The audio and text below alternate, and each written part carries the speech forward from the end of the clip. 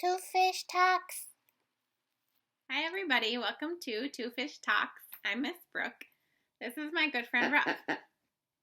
We've been reading the story in the Bible about Jesus. We're going to read a little bit more today about him. Are you ready? Let's go. Jesus is taken to Herod. When Pilate talked with Jesus, he found nothing wrong with the things that Jesus had done. That made the Jewish leaders very worried. They were afraid that the Romans would not put Jesus on a cross to die. He's causing riots everywhere, the leaders said.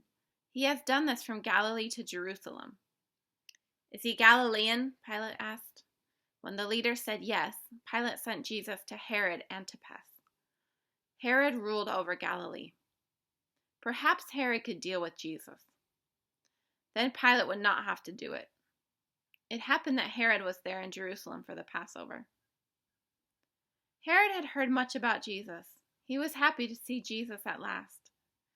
He had always wanted to see some of Jesus' miracles.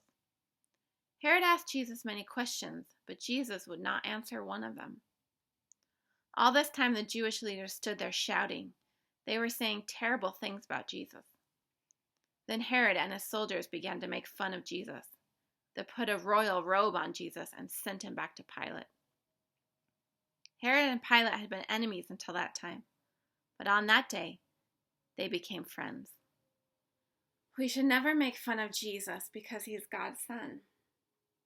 And Jesus also says, if you make fun of another person, it's like you're making fun of God because God made that person. Have you ever made fun of another person? Me too. That makes God really sad. That's called sin. And that's why Jesus had to go to the cross. And we can get forgiveness in him. We'll read more about it tomorrow, okay? See you then.